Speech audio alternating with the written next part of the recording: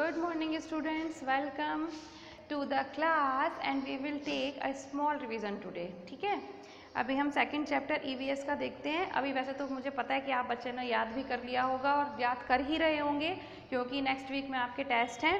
Test बहुत अच्छे से देना, ईमानदारी से देना, कोई बच्चा चीटिंग नहीं करेगा। कुछ बच्चे तो बहुत अच्छे हैं, मुझे मालूम है वो चीटिंग नहीं करेंगे, लेकिन जो शैतान है ना एक नंबर के, उनको बोल रही हूँ मैं। अगर चीटिंग करके पता चल गया मुझे, और and I request to parents कि बच्चे को बस इतना देखिएगा कि जब वो टेस्ट दे तो उसके आसपास उसकी कोई कॉपी या किताब ना हो, ठीक है ना। तो ये आप पेरेंट्स की थोड़ी रिस्पॉन्सिबिलिटी बनती है। This year we need your help, okay. तो हम एक बार छोटा सा देख लेते हैं, ये सेकंड चैप्टर कौन सा था, मी एंड माई बॉडी। हमने फर्स्ट चैप्टर का छोटा सा रिवाइज किया था ना, इसी तरीके से ये मैं आपको एक बार बता देती हूँ। बाकी तो मुझे पता है कि आपको समझ में आ गया, रिवीजन इतना कुछ खास नहीं है। बॉडी पार्ट्स बहुत इंपॉर्टेंट होते हैं, सब बच्चों को पता होने चाहिए, कुछ तो आपको पता ही होंगे, ठीक है। और बॉडी पार्ट्स को हम क्या कहते हैं, ऑर्गन कहते हैं। ऑर्गन दो तरीके के होते हैं, एक तो एक्सटर्नल बॉडी ऑर्गन्स और एक इंटरनल ऑर्गन्स। एक्सटर्नल ऑर्गन्स कौन से होते हैं, जो हमारे बॉडी पर दिखाई देते हैं, हम बाहर से देख सकते हैं। आईज, नोज, हेयर, हेड, है ना। इसी तरीके से teeth, hands, legs, which we can see from the outside. तो these are known as external organs, है ना। ऑर्गन्स या बॉडी पार्ट्स एक ही बात है। और जो दिखाई नहीं देते जैसे कि लंग्स, हार्ट, स्टमक, किडनी, ये सब क्या होते हैं, इंटरनल बॉडी ऑर्गन, क्योंकि ये बॉडी के अंदर होते हैं। You can't see them on from outside, ठीक है। तो ये हमने दो तरीके से बॉडी ऑर्गन्स पढ़े थे। अब ये क्या कह रहे हैं कि हमारे सारे बॉडी ऑर्गन्स अलग अलग काम करते हैं। डेफिनेटली मैडम, ये कोई बताने की बात है, लेकिन फिर भी जब आप थोड़े थोड़े बड़े हो रहे हो तो ये आपको साइंस में ले जाने की तैयारी हो रही है। अभी जो आप EVS पढ़ते हो, फिर जब आप बड़े हो जाओगे तो साइंस पढ़ोगे और उसमें बहुत सारा होता है पढ़ने के लिए और बहुत इंटरेस्टिंग भी होता है। तो हम क्या बात कर रहे हैं कि जो बॉडी ऑर्गन्स होते हैं, सारे बॉडी ऑर्गन्स डिफरेंट परफॉर्म करते हैं फंक्शंस, है ना। तो कैसे भाई, from eyes we can see, from nose we can smell, from lips we can smile, from teeth we can chew, from ears we can hear, from brain we can think, from hands we can pick and hold the things, from legs we do many things, we can run, we can walk, we can fight, we can play football, whatever। तो ठीक है, तो इस तरीके से हमारे body organ. अच्छा, internal body organs के क्या काम है, ये अभी तो आप कम पढ़ोगे, लेकिन बड़े होकर आप बहुत डिटेल में पढ़ोगे। जैसे कि लंग्स, ये हमारी ब्रीदिंग में काम आता है। हार्ट ब्लड को पंप करता है। स्टमक फूड को डाइजेस्ट करता है। तो ये सब चीज़ें इंपॉर्टेंट है, ये आपको पढ़ाई करनी है, ठीक है। इसमें हमने एक छोटी सी बच्ची की कहानी सुनी थी, सोनाली, जो अपने पेरेंट्स और ग्रैंड पेरेंट्स के साथ रहती थी।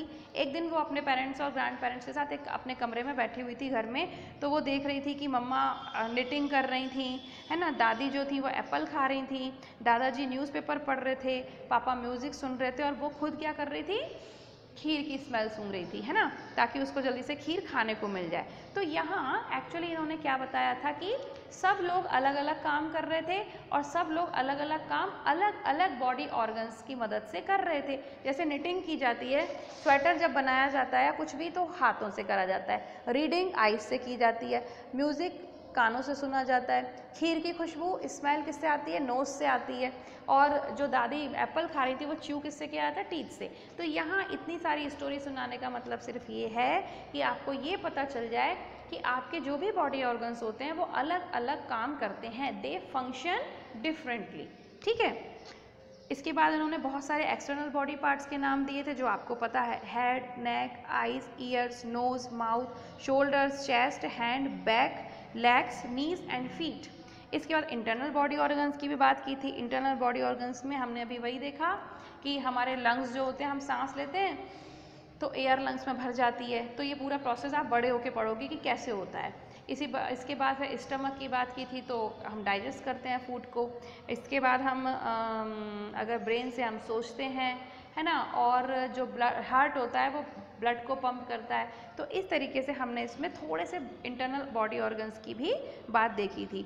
और इसके बाद एक और चीज़ होती है सेंस ऑर्गन। हम किसी भी चीज़ को सेंस करते हैं तो उसमें स्किन भी आती है। आपने शायद आप नेक्स्ट ईयर पढ़ोगे शायद कि सेंस ऑर्गन क्या होते हैं। 5 सेंस ऑर्गन्स होते हैं, आइज, नोज, टंग, ईयर्स और क्या कहते हैं, स्किन वगैरह।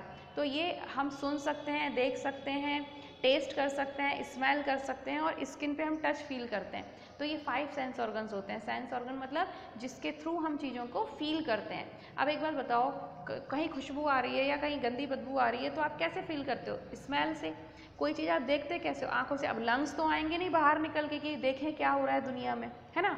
तो सेंस ऑर्गन्स किसको कहते हैं? देखो नाम ही है सेंस ऑर्गन। सेंस का मतलब होता है किसी चीज़ को फील करना, ठीक है, महसूस करना, और ऑर्गन मतलब बॉडी पार्ट। तो वो बॉडी पार्ट जिससे हम चीज़ों को फील करते हैं वो हमारे सेंस ऑर्गन्स कहलाते हैं। ऐसे सेंस ऑर्गन्स 5 होते हैं। स्किन होती है जिस पे आप टच फील करते हो, है ना। किसी ने आपको टच किया तो आपके हार्ट में तो जाके पता नहीं चलेगा, आपको स्किन पे पता चलता है।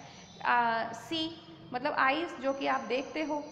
जब आप किसी चीज़ को देखते हो तभी तो आप महसूस करते हो, तभी तो आप फील करते हो कि ये चीज़ अच्छी है, ये चीज़ बेकार है, ये चीज़ सुंदर है, ये चीज़ बेकार है, इसको नहीं देखना, ठीक है। तीसरा होता है स्मेल। जब आप किसी चीज़ को स्मेल करते हो तो तभी आप फील करते हो कि ये अच्छी खुशबू आ रही है कि नहीं आ रही है।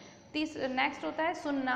जब आप कोई चीज़ सुनते हो फिर आप फील करते हो। आपको अच्छा म्यूज़िक सुनाई दे तो आपको अच्छी अच्छी बातें सुनाई दे तो आपको अच्छा लगेगा। लेकिन अगर आपको कोई गालियाँ दे या आपको कोई गलत बात बोले या आपको कोई बहुत ही बेसुरा म्यूज़िक बजाए तो आपको गुस्सा आ जाता है, यानी कि आप फील करते हो। फिर फील, तो ये हो गया ईयर्स। और लास्ट होता है टेस्ट करना। किसी चीज़ को आप टेस्ट करते हो, आपको टेस्टी लगती है, नहीं लगती है, तो ये भी आप फील करते हो, है ना। तो ये जिस चीज़ में आप फील करते हो, और आपके फील करने वाले ऑर्गन्स 5 होते हैं। पहला स्किन, आइज़, नोज़, ईयर्स और माउथ, मतलब जो टंग, सॉरी, टेस्ट करने के लिए।